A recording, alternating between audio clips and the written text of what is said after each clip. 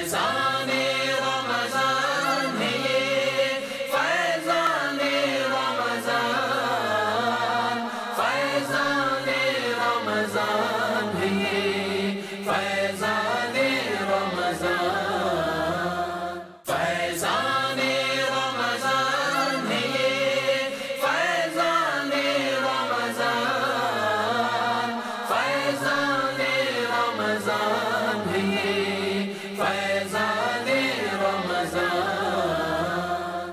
ماہ سیام کا ہر لمحہ رحمتوں، برکتوں اور نور بھری ساعتوں سے لبریز ہوتا ہے۔ عاشقان رسول کے دلوں میں عبادتوں کی حلاوت جگا کر شب و روز نیکیوں میں گزارنے کا ایسا درس دیتا ہے کہ ہر کسی کی حتی الامکان کوشش ہوتی ہے کہ حالت روزہ اور اس کے علاوہ بھی زیادہ سے زیادہ وقت اللہ عز و جل کی عبادت، سرکار مدینہ صلی اللہ تعالی علیہ وآلہ وسلم کی مدحت اور دیگر ذکر و اذکار میں مصروف گزرے۔ الحمدللہ عز و جل تبلیغ قرآن و سنت کی عالمگیر غیر سیاسی تحریک دعوت اسلامی کے زیر انتظام مدنی چینل 1436 سن ہجری کے رمضان المبارک کی لائیو اور ریکارڈڈ ٹرانسمیشن کو روزانہ ریپیٹ ٹرانسمیشن نشر مقرر کے طور پر بنام رمضان کی پرکیف یادیں پیش کرنے کی سعادت حاصل کر رہا ہے، جس میں آپ ملاحظہ کریں گے دعوت اسلامی کے تحت ہونے والے تربیتی اعتکاف میں امیر اہل سنت دامت برکاتہم العالیہ کا معتکفین عاشقان رسول کی تربیت کرنا، روزانہ 2 مرتبہ مدنی مذاکرہ، قرب افطار، اللہ عز و جل کی بارگاہ میں مناجات کا سلسلہ۔ آئیے دیکھتے ہیں رمضان کی پرکیف یادیں، سلسلہ فیضان رمضان۔ آئیے اس کے مناظر دیکھتے ہیں۔ جس وقت نماز کے اندر غلطی ہو جائے کوئی، وہ سجدہ صف کہاں کرنا چاہیے اور سجدہ صف کرنے کے بعد نماز کہاں سے شروع کرنی چاہیے؟ سجدہ صاحب جو ہے وہ واجبات نماز اگر بھولے سے جو ہے وہ رہ جائیں تو سجدہ صاحب لازم ہوتا ہے۔ اس میں شرعی اعتبار سے حکم یہ ہے کہ جب آپ قعدہ اخیرہ میں بیٹھ گئے تو اب آپ نے اتحیات پڑھنے کے بعد دائیں جانب سلام پھیریں۔ بہتر یہ ہے کہ اتحیات پڑھنے کے بعد درود ابراہیمی بھی پڑھ لیں، دعا بھی پڑھ لیں، پھر دائیں جانب سلام پھیریں اور اس کے بعد اللہ اکبر کہتے ہوئے سجدے میں چلے جائیں۔ اب 2 سجدے کریں، ٹھیک ہے، اور پھر اس کے بعد اٹھ کر جو ہے وہ اتحیات اور اپنا مکمل قاعدہ جو ہے وہ دعا تک، درود ابراہیمی دعا تک مکمل کریں اور سلام پھیر لیں۔ تو اس صورت میں یہ سجدہ صاحب آپ کا ہو جائے گا اور نماز میں جو کراہت آئی تھی وہ ختم ہو جائے گی۔ ٹھیک ہے۔ اس کے بعد سلسلہ مدنی قاعدہ ہوا، آئیے ملاحظہ کرتے ہیں۔ تو یہ تختی نمبر 6 پیارے اسلامی بھائیوں اور مدنی چینل کے ناظرین وہ تختی ہے کہ اس میں حرکات بھی ہے، تنوین بھی ہے، حروف تہجی بھی ہے، حروف مرکبات بھی ہیں، تمام چیزیں۔ سبق نمبر 6، اب اس کی تیسری لائن پڑھتے ہیں، تو سبھی پڑھیں گے نا انشاءاللہ۔ بعض اسلامی بھائی عرصہ دراز سے مدنی قاعدہ پڑھ رہے ہوتے ہیں، مدنی قاعدہ ختم نہیں ہوتا۔ یہ آپ اسلامی بھائیوں کے لیے ایک بہترین موقع ہے کہ 1 ماہ کے اندر کوشش کی جائے گی کہ پورا مدنی قاعدہ پڑھا دیا جائے۔ پڑھیں بسم اللہ الرحمن الرحیم۔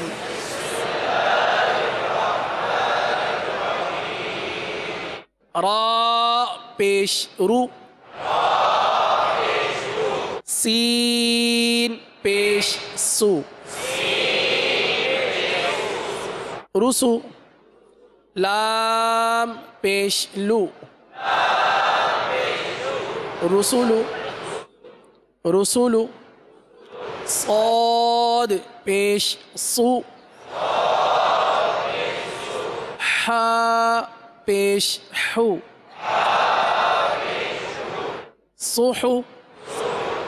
دیکھیے سین نہیں ہے، اگر سین پڑھیں گے تو ہو جائے گا سوحو، سوحو، سو نہیں ہے، سو، صوت کو پر پڑھیں گے، سوحو، آواز کام ہے، سوحو، اور بلند آواز سے پڑھیں سوحو، فا پیش فو، صحوفو۔ پھر آپ نے ملاحظہ کیا سلسلہ نماز کے احکام۔ دعوت اسلامی کے اشاعتی ادارے مکتبۃ المدینہ کی مطبوعہ بہار شریعت جلد اول 1250 صفحات کی کتاب، اس کے صفحہ نمبر 492 پر مسئلہ نمبر 80 اور 81۔ احوط یہ ہے کہ اللہ اکبر کہتے وقت نیت حاضر ہو۔ 81 تکبیر سے پہلے نیت کی اور شروع نماز اور نیت کے درمیان کوئی امر اجنبی مثلا کھانا پینا کلام وغیرہ وہ امور جو نماز سے غیر متعلق ہو فاصل نہ ہو، نماز ہو جائے گی اگرچہ تحریمہ کے وقت نیت حاضر نہ ہو۔ آپ کا مثال کے طور پر جماعت کا وقت ہے 5:30 بجے، آپ اٹھ گئے 5 بجے، 5 بجے اٹھے، وضو کرنے کے بعد آپ نے فجر کی سنتیں ادا کی اور آپ چل پڑے، یا مسجد میں آنے کے لیے آپ چلے کہ اب میں سنتیں ادا کروں گا فجر کی سنتیں ادا کر کر آپ بیٹھے ہیں نماز کے انتظار میں، تو یہ جتنا اٹھنا چلنا آنا سارا کام کرنا، کیا یہ مسجد کی جماعت حاصل کرنے کے لیے آپ نے کوششیں نہیں کی؟ تو آپ کی نیت پائی گئی، آپ اسی نیت سے گھر سے نکلے کہ میں نماز پڑھوں۔ تو اس طرح جب آپ سنتیں پڑھ کر انتظار میں بیٹھے ہیں تو اس وقت آپ نماز ہی کے انتظار میں بیٹھے ہیں، اس وقت آپ کی نیت تھی نماز کی، تو وہ نیت کافی ہے، جبکہ اس نیت اور جماعت کے درمیان آپ نے موبائل فون نکالا، بات چیت شروع کر دی، مدنی مشورہ شروع کر دیا، آپ نے مدنی انعامات کا رسالہ نکالا، فکر مدینہ شروع کر دی، آپ نے کچھ کھانا پینا شروع کر دیا، ایسے کوئی کام اگر آپ نے شروع کر دیے جو نماز میں نہیں ہے، کیا آپ مدنی مشورہ نماز میں کرتے ہیں؟ کیا فکر مدینہ نماز میں کریں گے؟ تو ایسی چیزیں جو ہماری نماز سے ہٹ کر ہیں، کھانا پینا فکر مدینہ وغیرہ، اگر ایسی چیز پائی جائے تو اب دوبارہ نیت کی حاجت ہے، ورنہ وہی نیت کافی ہے۔ پھر پیش کیا گیا سلسلہ سبق آموز سچی کہانیاں، اس کے بھی مناظر دیکھتے ہیں۔ پیارے پیارے مدنی منو، دنیا کے لالچ میں جو پڑتا ہے وہ گناہ بھی کرتا ہے، جھوٹ بھی بولتا ہے، چوریاں بھی کرتا ہے، ہیرا پھیریاں بھی کرتا ہے، لیکن اس کے ہاتھ کچھ نہیں آئے گا۔ دنیا ایک مردار کی طرح ہے، اس کا لالچی کتا بن جاتا ہے۔ لالچ جو ہوتی ہے نا، یہ انسان کے اندر نافرمانی پیدا کرتی ہے، لوگوں کے حق دباتا ہے، چوریاں کرتا ہے، ہیرا پھیریاں کرتا ہے۔ تو جو چوری کرے، جو اللہ کی نافرمانی کرے، اس کو عزت نہیں ملتی، کیونکہ اللہ تعالیٰ راضی نہیں ہے۔ جھوٹی دولت، جھوٹی شہرت، جھوٹی عزت، یہ کوئی معنی نہیں رکھتا۔ لالچ میں نہیں پڑنا چاہیے۔ جو لالچ کرتا ہے وہ اپنی پہلی چیز سے بھی چاہتا ہے۔ آپ نے وہ حکایت تو سنی ہوگی کہ ایک کتا، اس کو کہیں سے ہڈی مل گئی، وہ خوش ہو کر اسے لے کر جا رہا تھا۔ جب وہ ایک نہر کے پل پر پہنچا، اس کو پانی کے عکس میں ایک اور کتا نظر آیا۔ حالانکہ پانی کے عکس میں وہ اپنے آپ کو ہی دیکھ رہا تھا، لیکن اس نے سمجھا یہ اندر اندر ایک اور کتا جا رہا ہے، اور اس کے منہ میں ہڈی نظر آئی۔ اس کے دل میں خیال آیا کہ کیوں نہ میں یہ ہڈی سے چھین لوں۔ اب اس نے ہڈی چھیننے کے لیے جیسے ہی پل سے چھلانگ لگائی پانی کے اندر کہ اس کتے کے منہ سے میں ہڈی چھین لوں، اندر گیا تو وہ ہڈی غائب، کتا غائب۔ کیوں؟ کیونکہ اس کو اپنا ہی عکس نظر آ رہا تھا پانی میں۔ تو یہ لالچی کی مثال ہوتی ہے کہ جو لالچ کرتا ہے اس کے پاس جو اپنا مال ہوتا ہے وہ بھی چلا جاتا ہے۔ کئی لوگ آتے ہیں نا، کہتے ہیں سونا ڈبل کرا لو، مال دگنا کرا لو۔ یہ دھوکے باز فراڈیے لوگ ہوتے ہیں، وہ پہلا سونا اور پہلا مال بھی ٹھگ کے لے جاتے ہیں۔ تو مال کے لالچ میں نہیں پڑنا چاہیے، مال کی ہوس میں نہیں پڑنا چاہیے۔ حضرت عیسیٰ علیہ السلام یہ اون کا جبہ پہنتے تھے، عام سی شلوار پہنتے تھے، ننگے پاؤں، سر پر بھی بعض اوقات کوئی کپڑا وغیرہ نہ ہوتا، آنکھوں سے آنسو رواں ہوتے، بھوک کی وجہ سے آپ کا رنگ متغیر ہو گیا، پیاس کی شدت سے ہونٹ خشک ہو گئے۔ آپ نے اپنے حواریوں کو سلام کیا اور فرمایا، اے بنی اسرائیل، اگر میں چاہوں تو اللہ کے حکم سے دنیا تمام تر نعمتوں کے ساتھ میرے قدموں میں آ جائے، لیکن میں اس بات کو پسند نہیں کرتا۔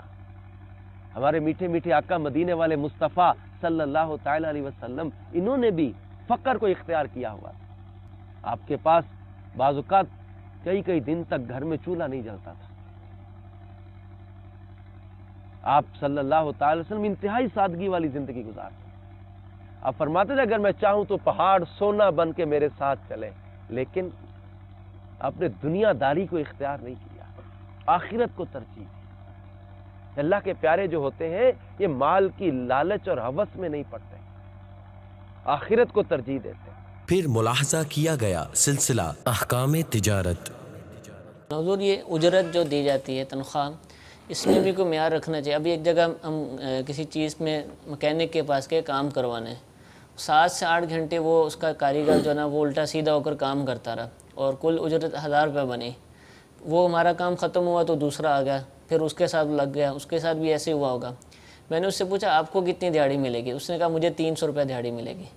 اور اس کے علاوہ بھی بیچ میں چھوٹے چھوٹے کام آ رہے تھے، اس کے بھی 150 وہ مالک کی جیب میں جا رہا تھا. اب مالک جو ہے 3,000 4,000 روپے کما رہا ہے اور دیہڑی وہ 300 روپے دے رہا ہے. تو یہ انداز ٹھیک ہے، جائز ہے؟ کیا انداز ہونا چاہیے؟ جو طے ہوا ہے وہ تو جائز ہے، ٹھیک ہے. لیکن ایک ہوتا ہے درد. ٹھیک ہے، چلو ٹھیک ہے، آپ نے تنخواہ 300 ہی مقرر کر دی. کبھی ایسا ہو کہ یہ بیمار ہو صحیح، تو اس کی دوائی دلا دیں. ٹھیک ہے.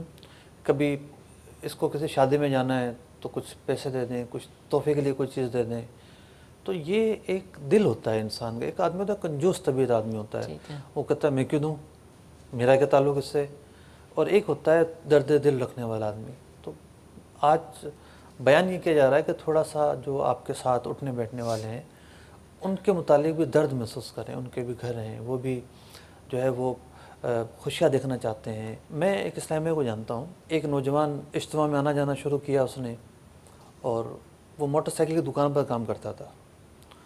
تو ایک متمول اسلام بھائی نے جب اس کی مشکلات دیکھیں کہ بیچارہ بہت دور سے آتا ہے اور سارا دن لگا رہتا ہے، تو اب یہ میکینک لوگ بھی دیکھیں نا، بہت کم معاوضہ دیتے ہیں، بہت کم معاوضہ دیتے ہیں.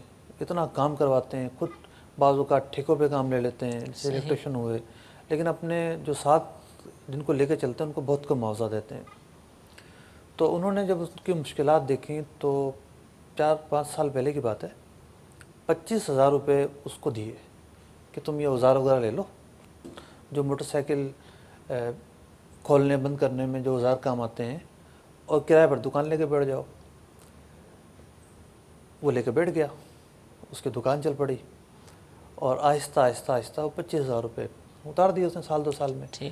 لیکن آج تک وہ اس اسلامی بھائی کا احسان نہیں بھولتا ماشاءاللہ کہ اس کی وجہ سے جو ہے مجھے یہ دکان نصیب ہوئی ہے، پاؤں پہ کھڑا ہوا ہوں، آج میں کسی کا محتاج نہیں ہوں، اور بڑی اچھی اس کی دکان چل رہی ہے ماشاءاللہ. تو اس طرح بعض اوقات چھوٹی رقم سے بھی.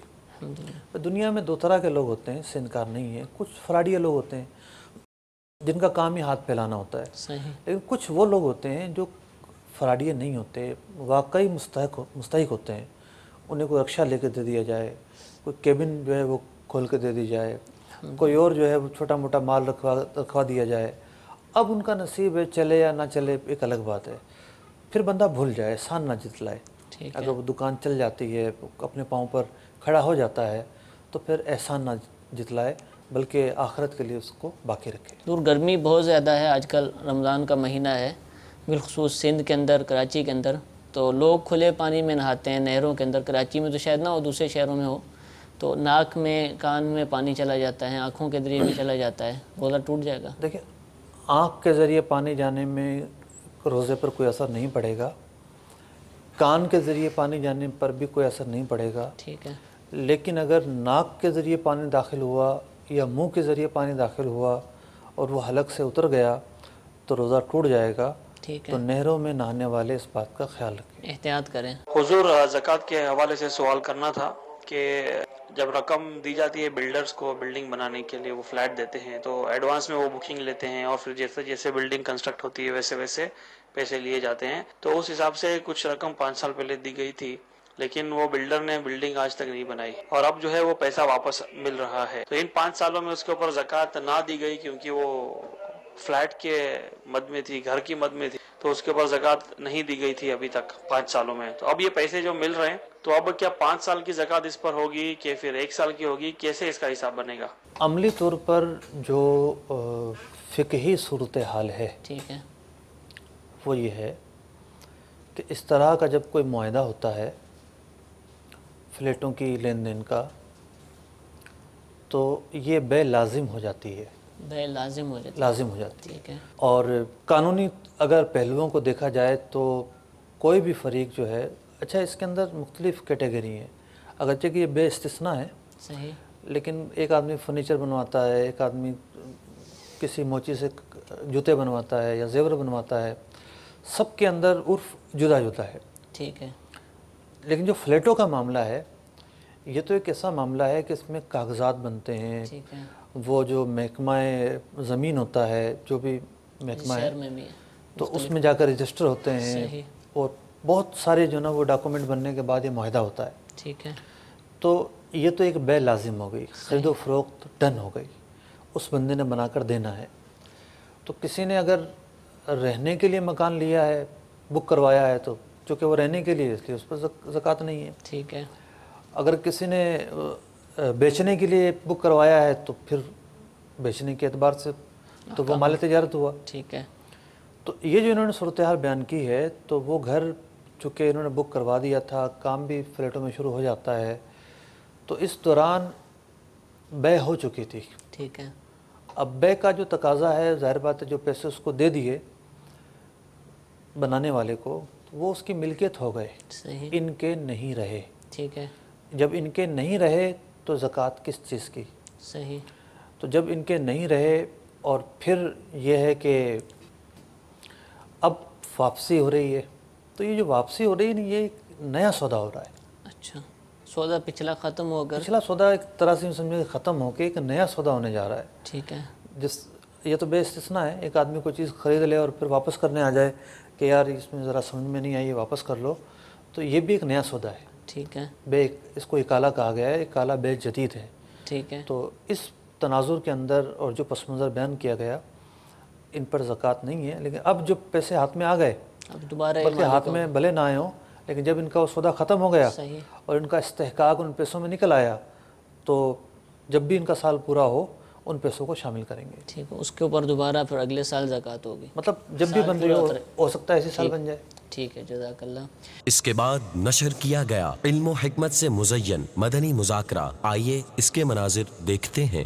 میرا سوال یہ ہے کہ بعض اطراف گاؤں میں لوگ جمع ہو کر تاش کھیلتے ہیں. اس میں بعض اوقات نوجوان شامل ہوتے ہیں اور بعض بوڑھے افراد بھی. بعض تو مسجد کے بالکل قریب بیٹھے ہوتے ہیں لیکن مسجد میں نہیں آتے.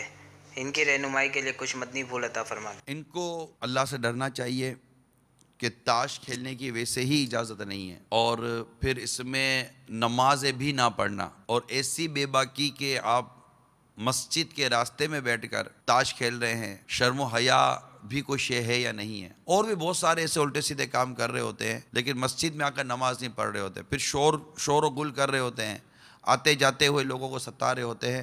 تو یہ ہرگز درست نہیں ہے. نماز ہم پر فرض ہے اور مسجد کے ساتھ بیٹھے ہوئے ہیں اور کوئی مانع شرعی نہیں ہے تو آپ پر جماعت بھی واجب ہوگی.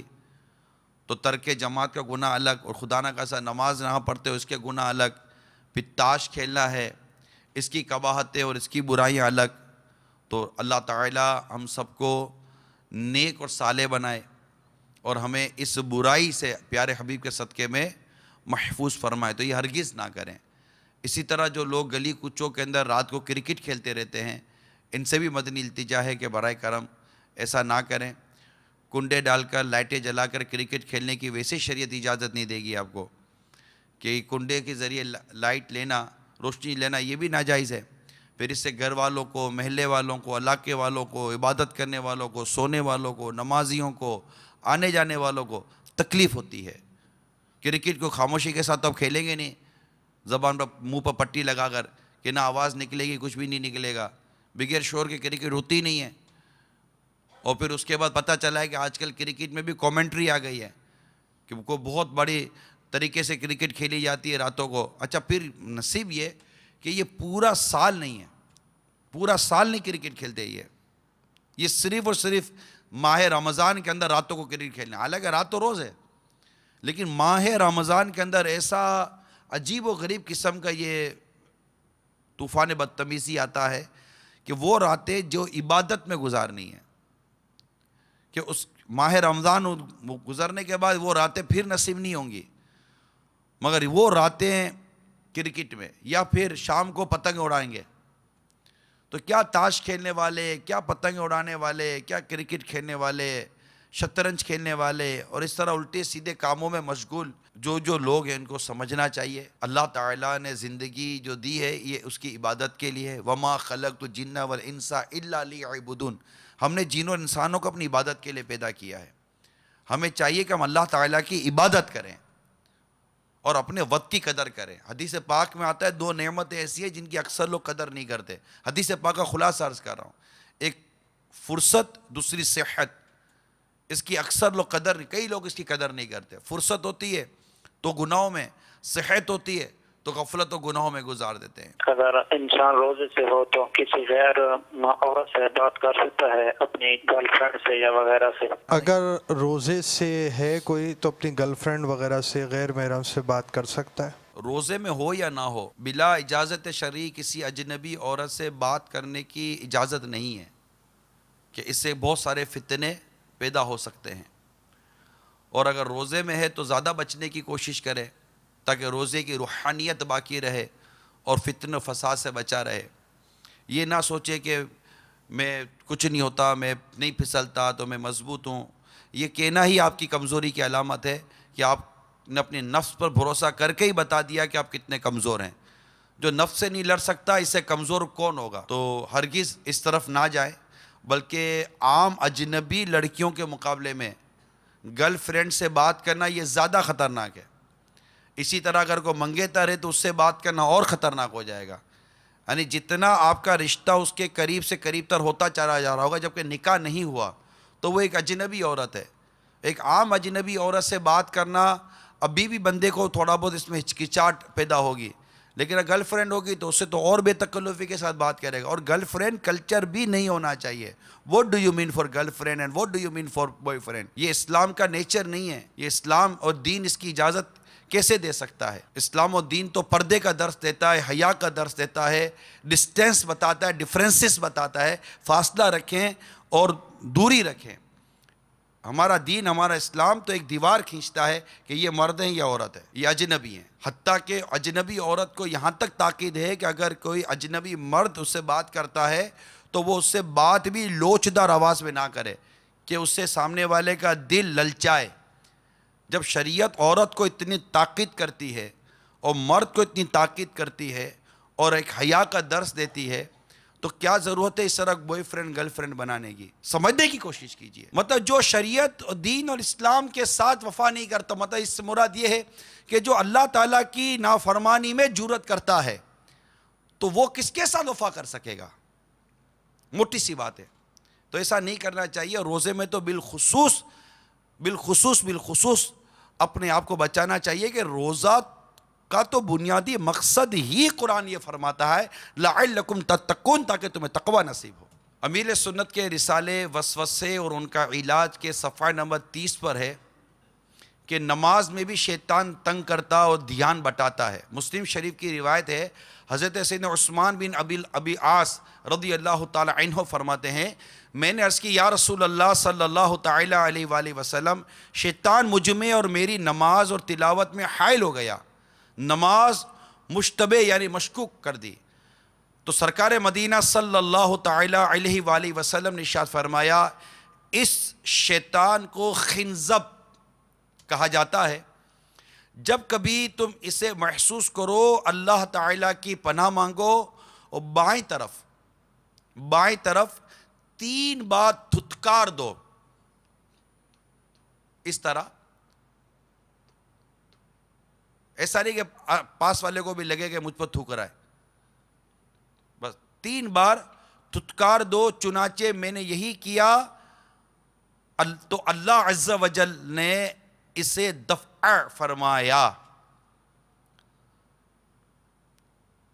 مفسر شیر حکیم الامت مفتی احمد یار خان رحمۃ اللہ تعالی علیہ اس حدیث پاک کے تحت فرماتے ہیں کہ نماز شروع کرتے وقت تکبیر تحریمہ سے قبل تجربہ ہے کہ جو تحریمہ یعنی نماز شروع کرنے سے پہلے اس طرح یعنی الٹی طرف 3 بار تھتکار کر لا حول شریف یعنی لا حول ولا قوت الا باللہ العلی العظیم پر لے، پھر تحریمہ کرے یعنی نماز شروع کرے، دوران نماز میں نگاہ کی حفاظت کرے، وہ یوں کہ قیام سجدہ گاہ یعنی سجدے کی جگہ، رکوع میں پشت قدم یعنی پاؤں کے پنجے کی اوپری سطح، سجدے میں ناک کے بانسے یعنی ناک کی ہڈی پر، جلسے یعنی 2 سجدوں کے درمیان بیٹھنے میں اور قاعدہ یعنی التحیات وغیرہ پڑھنے میں گود میں نظر رکھے تو انشاءاللہ عز و جل نماز میں حضور قلب یعنی خشوع و خضوع نصیب ہوگا۔ دعوت اسلامی کے اشاعتی ادارے مقتۃ المدینہ کی مطبوعہ کتاب بہار شریعت جلد 3 16واں حصہ صفحہ نمبر 505 پر صدر الشریعہ بدر الطریقہ حضرت علامہ مولانا مفتی محمد امجد علی اعظمی علیہ رحمت اللہ الکوی فرماتے ہیں مریض کی عیادت کرنا سنت ہے۔ اگر معلوم ہے کہ عیادت کو جائے گا تو اس بیمار پر گراں گزرے گا، ایسی حالت میں عیادت نہ کرے۔ عیادت کو جائے اور مرض کی سختی دیکھے تو مریض کے سامنے یہ ظاہر نہ کرے کہ تمہاری حالت خراب ہے اور نہ سر ہلائے جس سے حالت خراب ہونا سمجھا جاتا ہے۔ اس کے سامنے ایسی باتیں کرنی چاہیے جو اس کے دل کو بھلی معلوم ہو، اس کی مزاج پرسی کرے، اس کے سر پر ہاتھ نہ رکھے مگر جبکہ وہ خود اس کی خواہش کرے۔ فاسق کی عیادت بھی جائز ہے کیونکہ عیادت حقوق اسلام سے ہے اور فاسق بھی مسلم ہے، بس اس کے سامنے کوئی ایسی بات نہ کرے جو اس پر گراں گزرے۔ ایک کتاب میں نے پڑھا، بہت عجیب بات تھی۔ ایک شخص کسی مریض کی عیادت کے لیے گیا اور اس کی حالت تھوڑی سیریس تھی، کہا کیا ہوا آپ کو؟ عموماً ہم پوچھتے ہیں کیا ہوا آپ کو، تو اس نے بتایا کہ مجھے یہ ہوا۔ دیکھو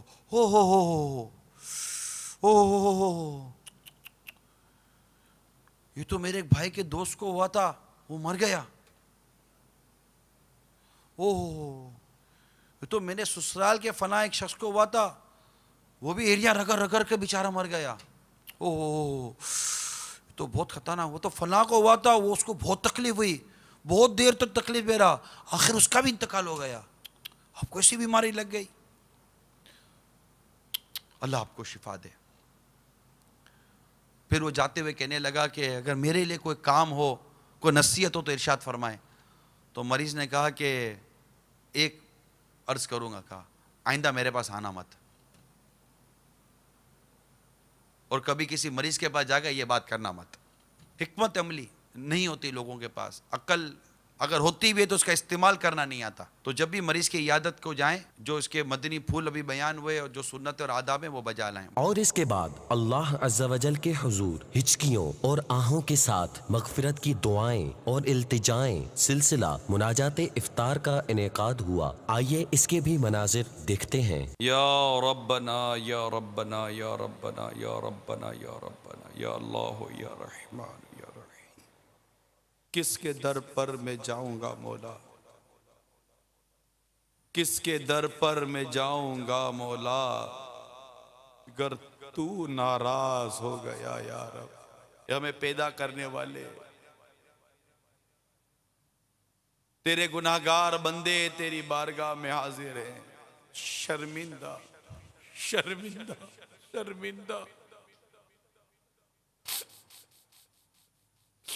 عشر رحمت کو غفلت میں گزار کر حاضر ہیں، شرمندہ شرمندہ۔ اللہم اجرنا من النار، اللہم اجرنا من النار، اللہم اجرنا من النار۔ میرا نازک بدن جہنم سے، میرا نازک بدن جہنم سے، از تو فیل رضا بچا یا رب۔ یا اللہ، دنیا کی یہ آگ کی چنگاری برداشت نہیں ہو پاتی مولا، یہ نازک بدن جہنم کی آگ کیسے برداشت کریں گے؟ قیامت کی گرمی کیسے برداشت ہوگی مولا؟ تجھے تیری رحمت کا واسطہ دیتے ہیں رب کریم، محبوب کی زلفوں کا واسطہ دیتے ہیں مالک و مولا، ہمیں عذاب قبر سے بچا لے، عذاب آگ کے عذاب سے بچا لے مولا، قیامت کی گرمی سے بچا، ہمیں تیرے عرش کے سائے میں جگہ دیتے۔ ہائے معمولی سی گرمی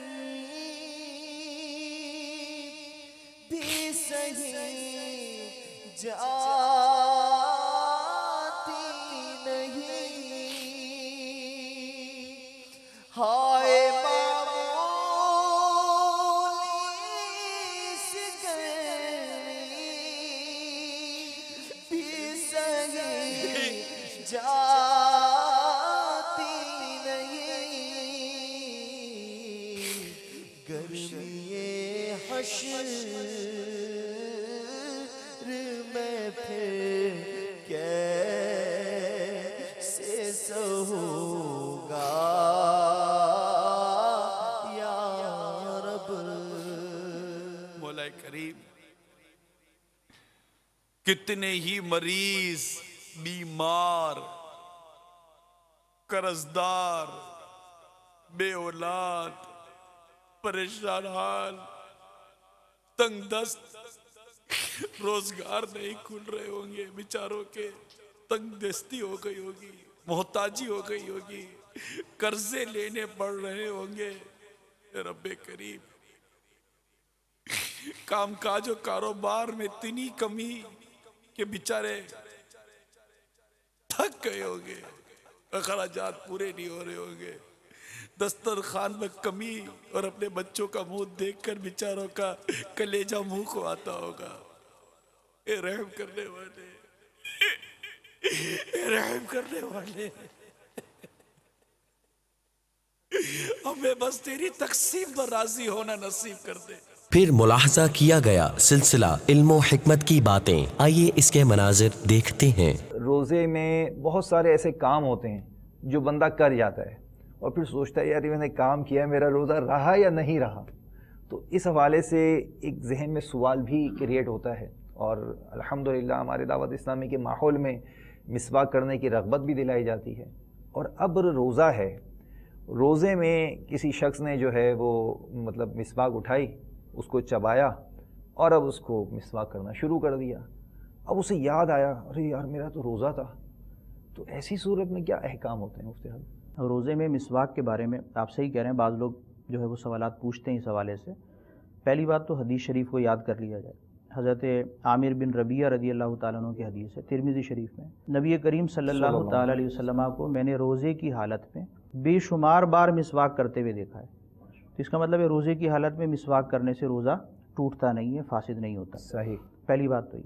इसी तरह फ़ुक़हा किराम ने भी जुज़िया लिखा हुआ है अपनी किताबों के अंदर कि मिसवाक तर हो या खुश्क हो। बाज़ को इसके एतबार से वसवसे आ जाते हैं कि खुश्क मिसवाक जो फेरना वो तो समझ में आता है उनको, लेकिन तर करके फेरने में वो तामुल करते हैं। सही। तो मिसवाक तर हो या खुश्क हो, ज़वाल से पहले की जाए या उसके बाद की जाए, ये जायज़ है, इससे रोज़े पर कोई असर नहीं पड़ता। हाँ, इमाम कर लें कोई असर नहीं, कोई हर्ज नहीं। इमाम अहले सुन्नत ने इतना कहा, आपने भी सवाल में जिक्र किया कि चबाते हैं, तो बाज़ों का चबाने के अंदर उसके रेज़े छूटते हैं।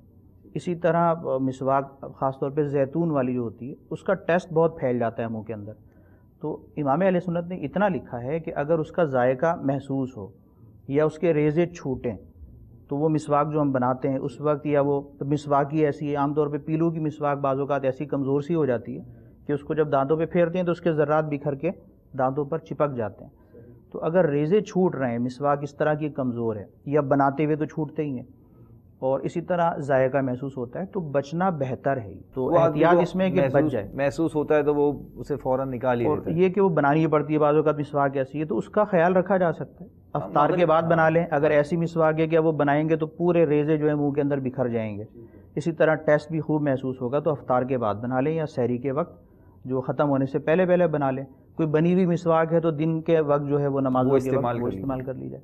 तो बहरहाल मिसवाक से रोज़ा टूटता नहीं है, सिर्फ जायका और जो उसके ज़र्रात छूटते हैं उसमें थोड़ी एहतियात की बचना चाहिए। तो सब यहाँ पर एक चीज़ और ये भी मतलब जहन में आती है कि अब जा रहे हैं मोटरसाइकिल पर जा रहे हैं, अब वो एक रक्षा करीब से गुजरा, इतना सारा धुआं उसका जो है वो उड़ा, हम खड़े हुए हैं, कोई बस के इंतज़ार में खड़ा हुआ है, कोई किसी और काम से खड़ा हुआ है, अब वो अचानक वो झाड़ू देने वाले भी आ जाते हैं, उन्होंने झाड़ू देना शुरू कर दी तो वो एक गर्दो गुबार आ गया। और आजकल तो माशाअल्लाह मशीनों का भी कुछ दौर है, तो कोई काम ऐसा हो रहा है जिससे धुआं उड़ रहा है, तो ऐसी सूरत में क्या होगा रोज़े का?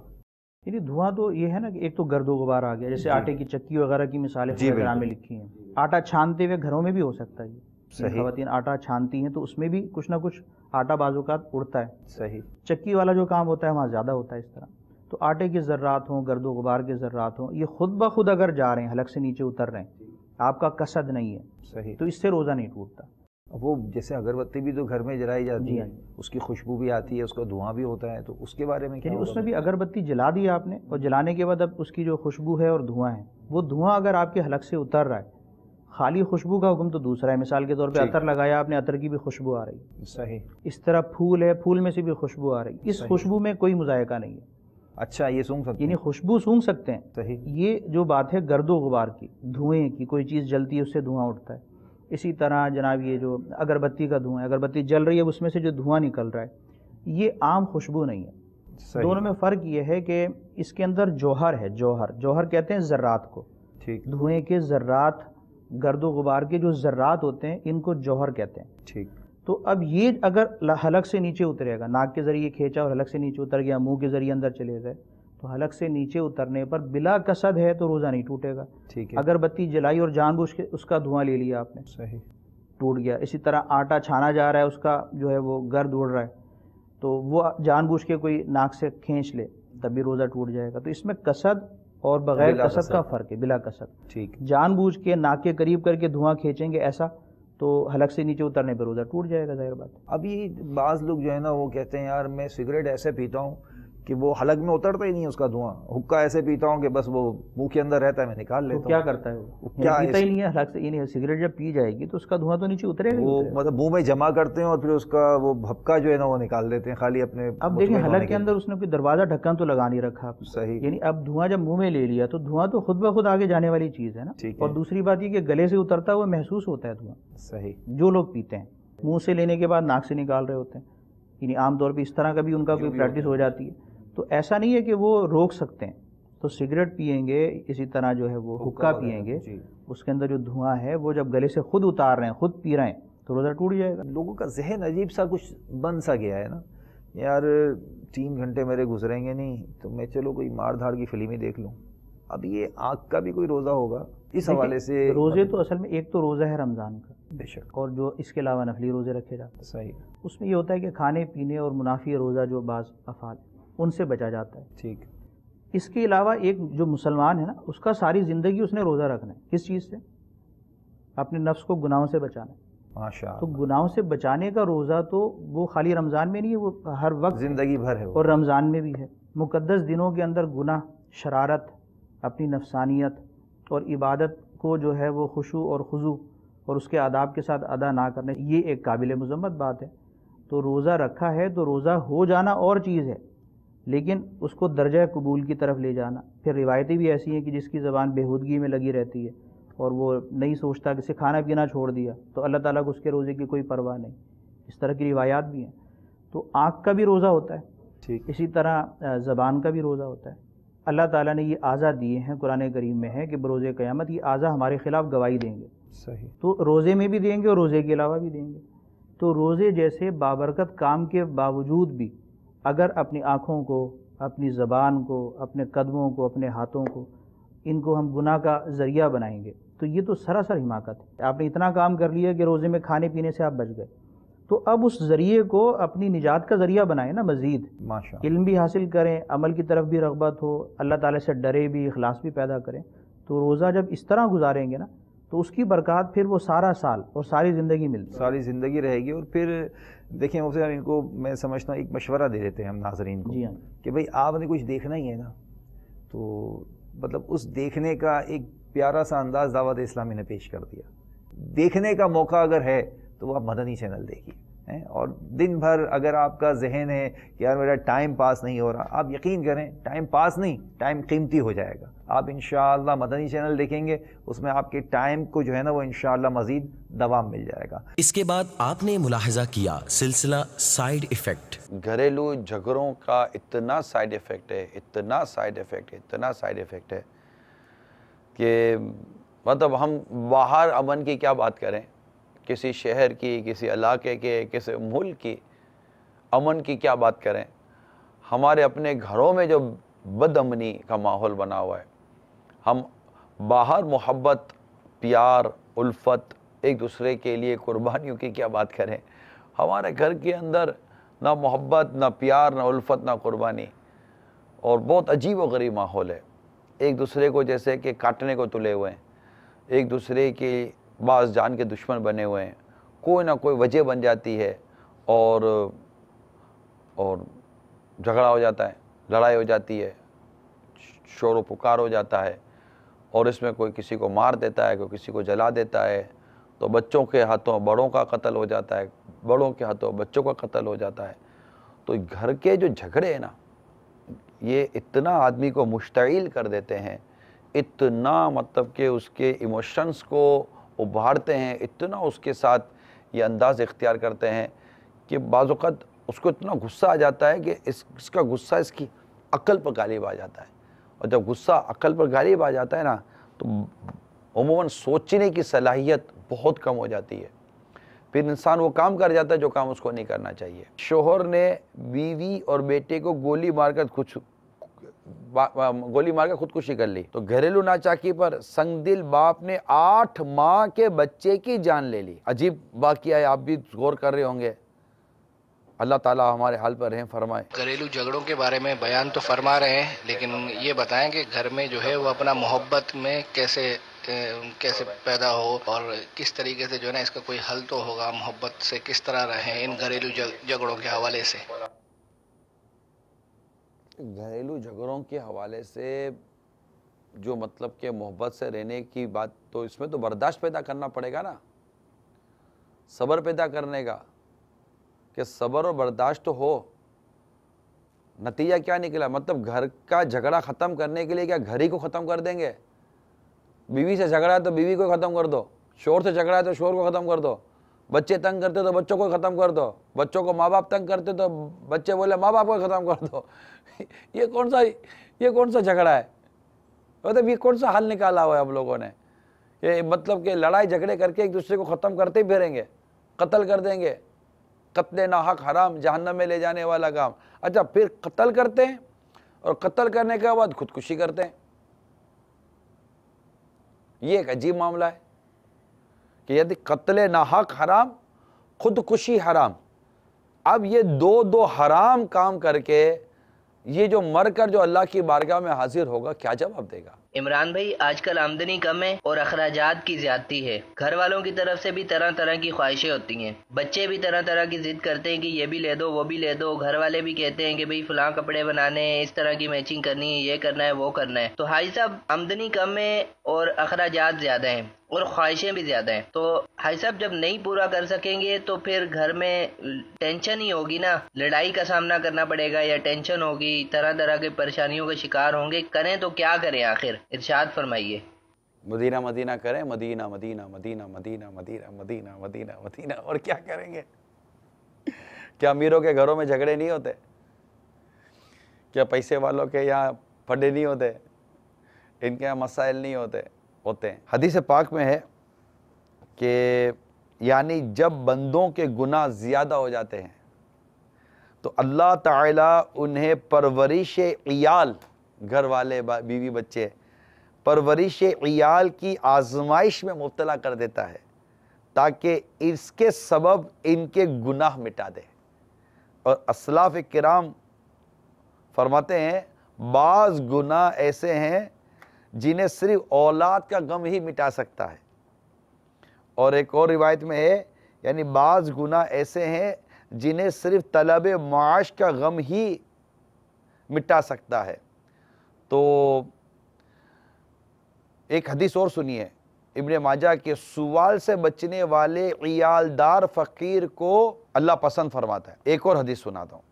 جس شخص کی نماز اچھی, کنبہ زیادہ, مال کم ہو اور وہ کسی مسلمان کی قیمت نہ کرے, تو وہ جنت میں میرے ساتھ ایسے ہوگا جیسے یہ دو, یعنی اب آپ صلی اللہ علیہ وسلم نے 2 انگلیوں سے اشارہ فرمایا, یعنی یہ 2, اتنا مطلب کہ اس انداز سے ہوگا. میں امید کرتا ہوں کہ آپ کو اس سے تھوڑی تسلی ہوگی. کم آمدنی ہے تو اب آمدنی نہیں بڑھ سکتی. کیا جھگڑا کر کے ایک دوسرے کے برتن توڑ کے ایک دوسرے کا سرور پھوڑ کر کیا مطلب کہ اگلے دن کو بونس مل جائے گا, انکریمنٹ ہو جائے گا؟ کوئی مطلب کہ کیا کمپنی کے اندر کوئی ایسا اکاؤنٹ بنا ہوا ہے کہ جھگڑا الاؤنس, کہ اگر آپ کے گھر میں جتنا زیادہ جھگڑا ہوگا، آپ کے گھر میں جتنی مارا ماری ہوگی، آپ کی تنخواہ اسی قدر بڑھتی چلی جائے گی. تو ایک تو تنخواہ کم مانا، مہنگائی زیادہ یہ بھی مانا، خواہشات بھی دم نہیں توڑتی یہ بھی مانتا ہوں، لیکن جھگڑا کر کر ان تمام چیزوں سے کیا آپ کو حاصل ہوگا؟ اب چوتھی چیز تو آپ کے ہاتھ میں تھی، آمدنی آپ بڑھا نہیں سکتے تھے، ٹھیک ہے، مہنگائی آپ کم نہیں کر سکتے تھے، ٹھیک. اب دو چیزیں رہ گئیں، خواہشات کو قابو کریں اور جھگڑے سے بچیں، آپس سے پیار و محبت سے رہیں، اتفاق سے رہیں، ایک دوسرے کی غربت و تنگی میں ایک دوسرے کی مدد کریں. اس کے بعد نشر کیا گیا علم و حکمت سے مزین مدنی مذاکرہ. آئیے اس کے مناظر دیکھتے ہیں. ایک عابد کہیں بیٹھا رب کی عبادت کر رہا تھا تو ایک گناہگار کا وہاں سے گزر ہوا. اس نے دیکھا کہ عابد کے سر پر بادل سایہ کیے ہوئے، عابد عبادت کر رہا رب کی، اس کے سر پر بادل سایہ کیے ہوئے. گناہگار نے دیکھا تو اس کا بڑا مطلب دل للچایا کہ یہ ماشاءاللہ بڑا مطلب کہ عبادت گزار شخص ہے، اس پر بادل سایہ کر رہا ہے، جاؤ چلتے ہیں، چل کر اس عبادت گزار کی برکتیں لیتے ہیں. یہ گیا اور وہ عبادت گزار کا جب وہ بیٹھا تو عبادت گزار کو تکبر کا بھوت سوار تھا. اسے دیکھا، بولا تو گناہگار سیاکار بدکار میرے پاس کیا کر، ہٹ یہاں سے، اور جھاڑ کر اس کو بھگا دیا. جانے کو تو وہ چلا گیا. اللہ تعالیٰ نے اس وقت کے نبی پہ وحی فرمائی اور فرمایا جا کر ان دونوں کو خبر دو، عابد کو بولو تیرے تکبر نے تیرے ساری نیکی اعمال کو برباد کر دیا، نئے سرے سے اعمال کر. اور اس گناہگار کو بولو اللہ تعالیٰ نے تیری مغفرت فرما دی، تو بھی نئے سرے سے اعمال کر. یہ ہوتا ہے غرور و تکبر، عاجزی ہونی چاہیے، انکساری ہونی چاہیے. ایک شخص اونچائی پر بیٹھا، گناہگار تھا، برا شخص تھا، پانی نیچے کی طرف بہتا تھا، اوپر بیٹھا منہ ہاتھ دھو رہا تھا. تو اس کی نظر نیچے پڑی تو نیچے ایک بزرگ تھے جن کا نام تھا حضرت سیدنا امام احمد بن حنبل رحمۃ اللہ تعالیٰ علیہ. اس نے دیکھا تو وہ پہچان گیا، بولے تو حضرت تو اللہ کے نیک بندے ہیں.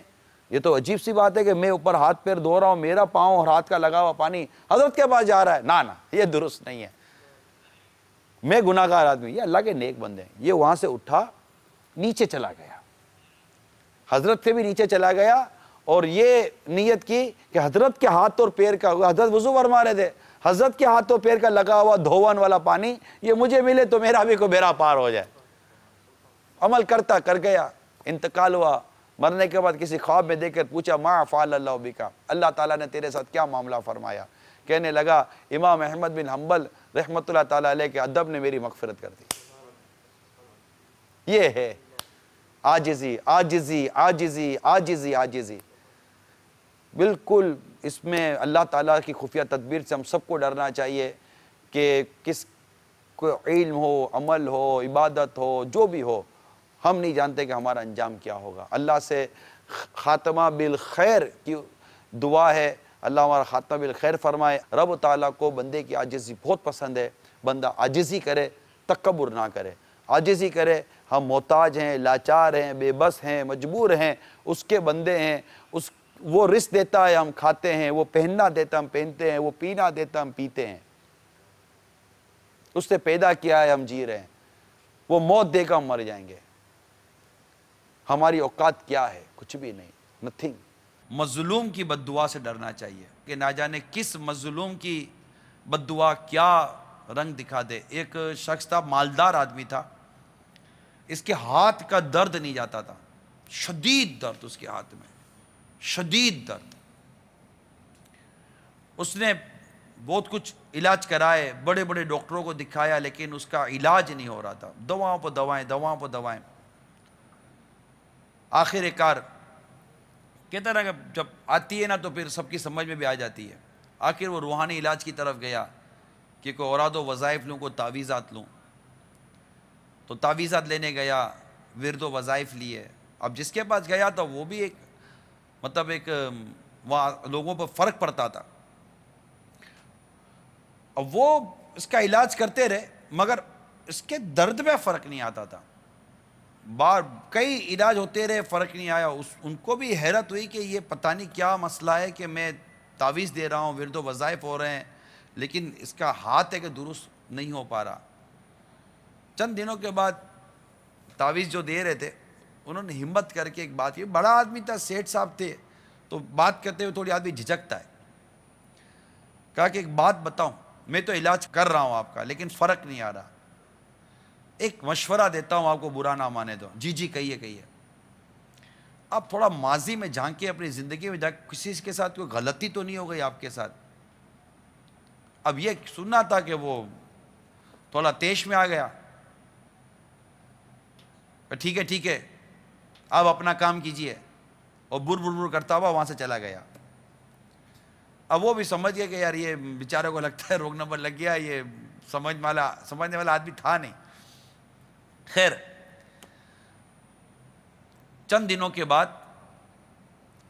وہ تعویذ والے جو بابا تھے کہیں جا رہے تھے, اور سامنے سے وہ شخص آ رہا تھا جس کے ہاتھ میں تکلیف تھی, بڑا خوش باش, اور ہاتھ بھی اس کا سیٹ, اور حشاد بشاش. اچانک سامنا ہو گیا. سامنا ہوا تو کہا کہ آپ نے مجھے پہچانا؟ کہا ہاں ہاں ہاں ہاں, آپ کے تو وہ ہاتھ. جی ہاں. کیا ہوا؟ بولا میرا ہاتھ صحیح ہو گیا. اچھا صحیح ہو گیا, تو چلے شکر اللہ کا. اب اس کی ہمت نہیں ہو رہی تھی پوچھنے کی کہ کیا ہوا, لیکن خود اب وہ سیٹھ صاحب آگے بڑھے اور کہا کہ بات یہ ہے کہ مجھے خود آپ سے ملنا تھا, معذرت چاہنی تھی, میرا اس دن انداز اچھا نہیں تھا, لیکن آپ کی بات پر میں غور کرتا رہا, اور غور کرتے کرتے میں ماضی میں چلا گیا. مجھے زندگی کا ایک واقعہ یاد آیا. وہ واقعہ یہ تھا کہ میں پیسے والا تھا, میری بہت عالیشان کوٹھی تھی, اور میں اپنی کوٹھی کو وسیع کر رہا تھا کہ میرے کوٹھی کے ساتھ ایک پلاٹ تھا, اور میں چاہتا تھا یہ پلاٹ اگر مجھے مل جائے تو میری کوٹھی اور مطلب اس کا وہ لوکیشن اور دائرہ کار وسیع ہو جائے گا. اب وہ کوٹھی تھی, وہ زمین تھی ایک بیوہ کی. میں اس سے رابطے کروائے, اس کو طرح طرح کی آفریں کی. اس کے ایک چھوٹے یتیم بچے تھے. اس بیوہ نے کہا کہ نہیں, مجھے بیچنا نہیں ہے, یہ بچے بڑے ہو جائیں گے تو یہ پلاٹ ان کو کام آئے گا. ان کے والد صاحب یہ پلاٹ چھوڑ کر گئے, لیکن میں بضد تھا, مجھے یہ پلاٹ چاہیے تھا, اور یہ مان نہیں رہی تھی. تھوڑی بڑی عمر کی بھی ہو گئی تھی. اچانک مجھے بھی کیا گھومی, پیسے والا تو تھا, تعلقات بھی تھے, میں نے فائل وائل بنائے, الگ سے پیپر بنائے, رشوتیں دیں, یہ کیا وہ کیا, اپنے نام پر پیپر کروائے, پلاٹ بھی اپنے نام پر کروا لیا, یعنی قبضہ کر لیا, اور میں نے اس کو اپنی کوٹھی میں شامل کر لیا. اب میں جب وہاں کام دیکھنے کے لیے پہنچوں تو مزدور کام کرتے تھے میری کوٹھی میں. اب یہ عورت آتی تھی اور ہاتھ ہلا ہلا کر کچھ بر کرتی تھی, روتی تھی. میرے مزدور بھی ہنستے تھے, میں نے بھی لفٹ نہیں کرائی. اب پتہ نہیں مجھے ایسا لگا کہ کہیں عورت مجھے بددعا دے کر تو نہیں گئی, اور آپ نے مجھے کہا تھا کہ میں ماضی میں جھانکوں. میں اب اس عورت کو ڈھونڈتا رہا, اور مجھے اس کا پتہ چلا, پھر اس سے رابطہ کروایا, تو اس نے مجھے واقعی جو پتہ چلا یہی تھا کہ اس نے مجھے بددعا دی تھی, اور اس بددعا کی وجہ سے میری یہ پوزیشن ہو گئی تھی. اب میں نے اس عورت کو پیسے دے کر, جو مجھ سے ہو سکتا تھا دے کر اس کو راضی کرنے کی کوشش کی, اور اس سے مطلب کہ اپنے لیے دعا کرائی کہ میرے لیے دعا کر دے کہ میرا ہاتھ صحیح ہو جائے. تو وہ کہتے ہیں کہ جیسے ہی اس عورت نے اپنے ہاتھ اٹھائے, دعا کی, ابھی اس کے ہاتھ پورے نیچے نہیں آئے تھے کہ میرے ہاتھ کا درد ختم ہو گیا. یہ تھا. سوچ لیجئے جن کو جو تکالیفیں آتی ہیں. ویسے آج کل تو چلتا ہے یہ سب قبضے اور یہ ماردار, یتیموں کا مال, بیواؤں کا مال کھا جاؤ, مظلوموں کا مال کھا جاؤ, پلاٹوں پر قبضے کر لو, جائیدادوں پر قبضے کر لو, یہ کر لو وہ کر لو. مطلب اتنے عجیب و غریب ماحول ہے کہ جو کمپیوٹر کے ذریعے بھی لوگوں کے اکاؤنٹ میں چلے جائیں گے, اور پتہ نہیں کیا کیا کریں گے, ان کے پاسورڈ چوری کر لیں گے, ان کے کریڈٹ کارڈ کے پاسورڈ چوری کر لیں گے, ان کا دولت پیسہ لوٹ لیتے ہیں. اچھا یہ بیچارے مظلوم اے ٹی ایم مشین جو ہمارے یہاں لگی ہوئی ہیں بینکوں کی, ڈیبٹ کارڈ ہوتے ہیں, ان کے اکاؤنٹ کے پیسے نکلوانے کے لیے ایک سہولت دی گئی ہے کہ آپ کارڈ ڈال کر اپنے پیسے نکالنے ہوتے ہیں ڈیبٹ کارڈ کے ذریعے. اب یہ بیچارے اپنے پیسے نکالنے کے لیے جاتے ہیں, 2 آدمی تار میں کھڑے ہوئے ہوتے ہیں, تارتے رہتے ہیں. مظلوم ایک بیچارہ اندر گیا, وہ گن لے کر اندر چلے گئے, ایک باہر کھڑا ہوا ہے, اس سے کارڈ پر کارڈ ڈلوا رہے ہیں, پیسوں پر پیسے لے رہے ہیں, مار رہے ہیں, پیٹ رہے ہیں, باہر نکلو گے تو مار دیں گے. मोटरसाइकिल बैठ कर भाग गए, खूब गुलछड़े उड़ाए, पैसे उड़ाए, मोबाइल भागते भागते छीन कर चले गए, भागते भागते किसी का पर्स लूट कर चले गए, भागते भागते किसी की मोटरसाइकिल छीन कर चले गए, किसी को धक्का मारकर उसकी कार लेकर चले गए, किसी को बच्चे को उठाकर चले गए, किसी का क्या कर लिया, किसी का क्या कर लिया, पैसे मिल गए, लाखों रुपए मिल गए, हज़ारों रुपए मिल गए, मोबाइल मिल गया, ये मिल गया, बिक भी गया। चोरी का माल खरीदने वाले भी आपको बेहया किस्म के, बददियानत किस्म के लोग भी मिल गए जिनको पता है कि ये चोरी का माल होता है और इन्होंने ये काम खोला हुआ होता है कि ये सस्ता माल मिलेगा और हम इस बेच कर नफ़े कमाएंगे। सब कुछ हो गया, आपको किसी ने ना जाना, एक मर्तबा किसी मजलूम की बद्दुआ लग गई ना, बेड़ा गर्क हो जाएगा। नमाजी के आगे जो सुतरा होता है उसकी शरई मिकदार क्या है? नमाजी के आगे सुतरे की मिकदार यह है कि एक हाथ ऊंचा हो और कम से कम एक उंगल मोटा हो, यही है। एक हाथ ऊंचा हो और एक उंगल मोटा हो, वो नमाजी के आगे सुतरे का काम कर सकता है कि अगर इमाम के भी आगे वो हो या किसी नमाजी के आगे वो कम से कम इतना हो तो वो उसके फिर आगे से गुजर सकते हैं। इसके बाद देखा सिलसिला फैज़ान सहरी, आइए इसके मनाजिर देखते हैं। ASI फैसल भट्ट बोल रहा हूँ, पाकिस्तान रेलवे पुलिस की तरफ से। पेट कम करने के लिए डॉक्टर साहब से कुछ पूछेंगे कि पेट कम करने के लिए क्या किया जा सकता है, किस तरह इसको कंट्रोल किया जा सकता है? पेट कम करने के लिए तो सबसे पहले अपना जो खाने का शेड्यूल है उसको आपको तरतीब देना पड़ेगा कि आपका जो काम करने का स्टाइल है, काम करने का, वर्क करने का जो स्टाइल है वो किस किस्म का है, या बहुत ज़्यादा आपको उसमें भाग दौड़ करनी पड़ती है या आराम से ऑफिस में बैठने वाला काम है। उसी हिसाब से अपने ग़िज़ा को आपने तरतीब देना पड़ेगा, क्योंकि मोटा आदमी या पेट उसी वक्त निकलता है इंसान का जब उसकी बॉडी की रिक्वायरमेंट के हिसाब से ज़्यादा वो खा रहा होता है। उमूमी तौर पे देखा गया है कि ऑफिस वगैरह में जो लोग काम कर रहे होते हैं या जो ऐसी जगह पे काम कर रहे होते हैं जिनका सिर्फ बैठने का काम होता है, तो वो यही होता है कि खाते हैं, पीते हैं, बैठ जाते हैं या फिर कंप्यूटर पे काम करते रहते हैं, कोई एक्टिविटी होती नहीं है उन लोगों की। इसकी वजह से उनका पेट निकल आता है। और फिर रात के टाइम भी यही सिलसिला होता है कि खाने पीने के बाद जो है वो फिर वही जो सिलसिला होता है कि उसको हज़म करने के लिए चलना फिरना चाहिए, वो भी नहीं होता है। तो एक सबसे बड़ी रीज़न ये होती है कि आप ज़रूरत से ज़्यादा जो है कैलोरीज़ ले लेते हैं जितनी की ज़रूरत नहीं होती है आपको। तो सबसे पहले तो आपको अपनी जो आपको जिस्म में ज़रूरत है उस हिसाब से उसको चार्ट बनाना पड़ेगा। उसके बाद हल्की फुल्की सी एक्सरसाइज जो होती है, स्पेशली पेट के लिए भी एक्सरसाइजेज आती हैं, वो आपको मालूमात हो जाएंगी, किसी भी एक्सरसाइज वाले से मालूम कर सकते हैं आप। वो बहुत आसान सी एक्सरसाइज होती हैं, वो आप करेंगे तो इसमें काफ़ी हद तक इंशाअल्लाह अज़्ज़वजल पेट कम हो जाएगा इनका। वैसे मैं ये अर्ज़ करूँ, जितने भी इस तरह के हैं जिनका पेट बाहर होता है इतना, वो मतलब बिल्कुल वो मोटापे की तरह हो जाते हैं, उनको वाकई मतलब एक तशवीश भी होती है, बेचारे तकलीफ़ें भी होते हैं। तो याद रखिए ये बहुत ईजी, बहुत स्लो प्रोसेस है। पेट अंदर बहुत देर से जाता है, यानी इसके निकलने की स्पीड बहुत ज़्यादा होती है, इसके अंदर जाने की स्पीड बहुत कम होती है। लिहाजा बहुत सब्र और तहम्मुल के साथ काम करना पड़ेगा आपको। और अब सबसे पहले आप कोल्ड ड्रिंक छोड़ें, अगर कोल्ड ड्रिंक का कोई भी कोल्ड ड्रिंक ऐसे आदी हैं, तमाम फास्ट फूड और घी तेल वाली चीज़ों को ब्रेक लगाएं, नॉर्मल हो जाएं बिल्कुल अपनी जो खाने पीने की चीज़ें हैं। तो इस तरह करके फिर पैदल चलने की आदत पैदा करें, तो इंशाल्लाह उम्मीद है कि जो चर्बी है ना ये पिघलना शुरू हो जाएगी और ये फ़ैट जो है ना ये ख़त्म होकर ये आपकी ग़िज़ा में शामिल होना शुरू हो जाएगा। तो एक और चीज़, चंद मुख्तसर सी एक्सरसाइज हैं, जैसे आप खड़े हो जाएं और खड़े होकर आप मतलब हाथ को ऊपर करके घुटने बेंड किए बगैर यूं जाकर हाथ को कोशिश करें अपने पाँव के अंगूठे तक लगाएं, पाँव बेंड नहीं होने चाहिए। अभी चूँकि पेट बाहर होता है या प्रैक्टिस नहीं होती ना, अभी आपके पाँव आपके घुटने तक पहुँचेंगे या थोड़े नीचे तक मतलब पिंडली तक पहुँचेंगे, आपके पाँव शायद नहीं पहुँचेंगे। बिल्कुल परेशान ना हो, इजी करें। एक्सरसाइज बहुत सॉफ्ट और बहुत इजी की जाती है। तो इस तरह की कुछ एक्सरसाइजें हैं, आप किसी फिजियोथेरापिस्ट होते हैं या जो एक्सरसाइज जानते हैं, जो इसके माहिर होते हैं, वो उम्र के मुताबिक, उम्र, वेट, एज और वेट ये दोनों बहुत ट्रीट करते हैं। इसके मुताबिक इंशाल्लाह वो आपको बताएंगे कि आपके लिए कौन सी एक्सरसाइज जो है ना वो ज़्यादा मुफीद है। कि ऐसा ना हो कि आप मतलब कि कोई ओवर एक्सरसाइज करने बैठे हैं और कोई खुदा ना खासा चुक पुक आ जाए और कोई लेने के देने पड़ जाए। बीमारी को अगर देखा जाए तो उसमें बड़ा आजमाइश का सामना होता है और بظاہر ایک مصیبت سی ہے، لیکن بیماری کے معال اور انجام کو اگر دیکھا جائے تو یہ اللہ تعالیٰ کی بہت بڑی نعمت ہے۔ بخاری شریف کی حدیث پاک ہے، حضرت سیدنا ابو ہریرہ رضی اللہ تعالیٰ عنہ ارشاد فرماتے ہیں کہ نبی پاک علیہ السلام نے ارشاد فرمایا من یرد اللہ بہ خیرا، اللہ تعالیٰ جس سے بھلائی کا ارادہ فرماتا ہے یصب منہ، اسے مصیبت میں مبتلا کر دیتا ہے۔ یہ عجیب بات ہے کہ بھلائی کا ارادہ بھی ہے اور مصیبت میں بھی مبتلا فرما رہا ہے۔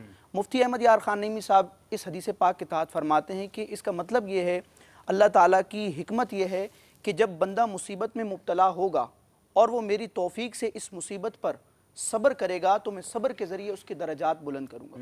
یعنی بعض درجات ایسے ہوتے ہیں کہ عبادت کے ذریعے بندہ ان درجات تک نہیں پہنچ سکتا، وہ مصیبت میں مبتلا ہونے پر اور صبر کرنے کی وجہ سے ان کو پا لیتا ہے۔ ام المؤمنین حضرت سیدتنا عائشہ صدیقہ رضی اللہ تعالیٰ عنہ ارشاد فرماتی ہیں کہ قال رسول اللہ صلی اللہ علیہ وسلم، اللہ کے رسول صلی اللہ تعالی وسلم نے ارشاد فرمایا لا یصیب المؤمن شوکۃ فما فوقہا الا رفعہ اللہ بہا درجہ وحط عنہ بہا خطیہ، یعنی بندہ مومن کو ایک کانٹا چبھتا ہے یا اس سے بڑھ کر کوئی مصیبت درپیش ہوتی ہے تو اللہ تعالیٰ اس کے عوض، اس کے بدلے میں اس بندہ مومن کے اپنے اس بندے کے درجات بلند فرماتا ہے اور اس کی خطائیں معاف فرماتا ہے۔ ترمذی شریف کی ایک اور بڑی پیاری روایت ہے جس میں نبی پاک علیہ السلام نے ارشاد فرمایا ان عظم الجزاء مع عظم البلاء، یعنی جتنی بلا اور مصیبت بڑی ہوگی اتنا ہی اجر و ثواب بھی زیادہ ہوگا۔ اور ارشاد فرمایا ان اللہ اذا احب قوما ابتلاهم، جب اللہ تعالیٰ کسی قوم سے محبت فرماتا ہے تو انہیں مصیبت میں مبتلا فرماتا ہے۔ فمن رضی فلہ الرضا، جو اس مصیبت پر راضی ہوتا ہے اس کے لیے اللہ کی رضا ہے۔ ومن سخط فلہ السخط، اور جو اس مصیبت پر ناراض ہوتا ہے تو معاذ اللہ اس کے لیے ناراض۔ اور ٹرانسمیشن کے آخر میں ملاحظہ کیا یو ایس اے اور کینیڈا کے ناظرین کے لیے پیش کیا جانے والا سلسلہ بلیسنگ آف رمضان، آئیے اس کے بھی مناظر دیکھتے ہیں۔ حضرت سیدنا امام اعظم ابو حنیفہ نعمان بن ثابت رضی اللہ تعالیٰ عنہ فرمایا کرتے تھے کہ ایک حدیث مبارکہ ہے، اس کا مفہوم یہ ہے کہ امام کے پیچھے قرات نہیں کی جائے گی، سورۃ فاتحہ نہیں پڑھی جائے گی۔ تو کچھ لوگوں کا یہ موقف تھا کہ امام کے پیچھے قرات کی جائے گی۔ تو کافی سارے لوگ امام اعظم ابو حنیفہ رضی اللہ تعالیٰ عنہ کے بارگاہ میں حاضر ہوئے اور کہنے لگے ہم آپ سے مباحثہ کریں گے، آپ سے مناظرہ کریں گے، آپ ہمیں دلائل دیں کہ یہ کیسے ہو سکتا ہے۔ تو امام اعظم ابو حنیفہ نے بڑی ایک دانائی، عقل مندی والی، اور وہ کلم الناس علی قدر عقولہم، لوگوں کی عقلوں کے مطابق اور ان کے رتبوں کے مطابق کلام کرو۔ آپ نے ایک بہت ہی نفسیاتی طور پہ ایک بات کی، آپ نے فرمایا کہ تم اتنے سارے لوگ ہو، میں سب سے ایک وقت کے اندر بات تو کر نہیں سکتا، تو تم اپنے تمام لوگوں میں سے ایک بندے کو منتخب کرو جو تم سے اچھا عالم ہو، تمہارا نمائندہ ہو، مجھ سے گفتگو کرے۔ تو انہوں نے کہا ٹھیک ہے، ہم آپس میں سے ایک شخص کو اپنا نمائندہ، اپنا امام منتخب کرتے ہیں۔